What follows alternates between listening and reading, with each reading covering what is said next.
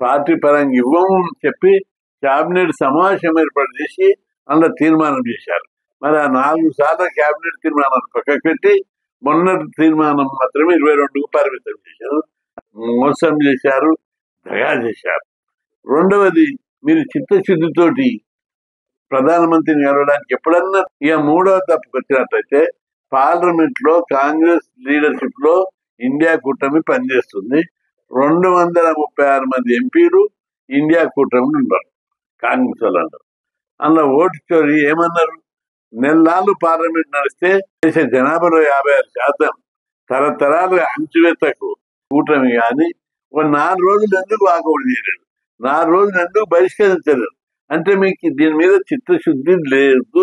Boycott చేసి బహిష్కరిస్తే ప్రధానమంత్రి దృష్టికి తీవ్రంగా వెళ్ళిపోతుండే. తల్లి చప్పుడు కాకుండా మొన్న క్యాబినెట్ లో 42 నుంచి గతంలో మాదిరి 22కు తగ్గించారు. అంటే 22% అంటే చాలా తక్కువ. బీసీల జనాభా 56-57% ఉంటే రిజర్వేషన్లు 22 అంటే ఏ మూడోకి సరిపోతాయి.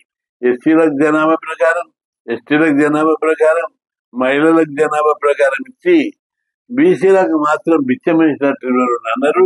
దీన్ని విరమించుకోవాలని చెప్పి నిన్ననే 136 బీసీ కుల సంఘాలు, దాదాపు 60 బీసీ సంఘాలు, ప్రముఖులైన నాయకులు, ఏమాయములైన నాయకులు అందరూ కలిసి ఈ నిర్ణయం ఉపసంహరించుకో, ఎన్నికలు వాయిదా అయ్యి కోర్టు జడ్జిమెంట్ వచ్చినాక ఎన్నికలకు పోవాలి, లేదా పార్లమెంట్ చట్టం చేసన్నా ఎన్నికలకు పోవాలని చెప్పి వార్నింగ్ ఇచ్చాము, విజ్ఞప్తి చేశాము, మర్యాదగా విజ్ఞప్తి చేశాము.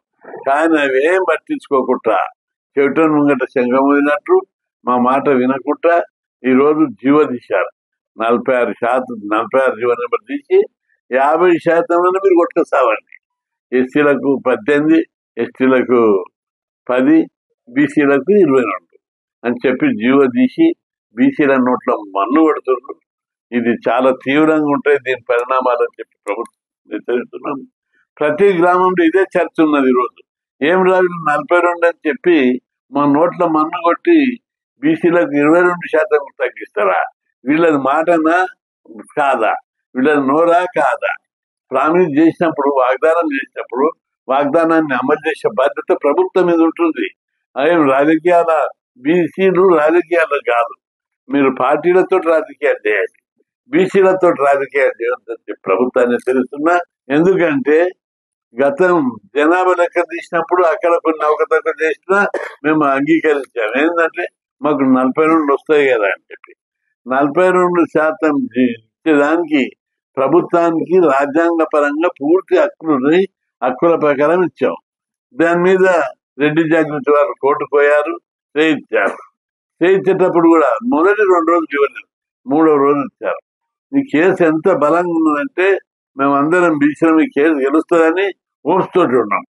50 బీసీ సంఘాలు, 60 పిటిషన్లు సుప్రీం కోర్టు వేశారు. మాకు 42 న్యాయమైందని చెప్పి ఎవరి వాదన వినకుండా కోర్టు స్టే ఇచ్చారు. అది ఒకట.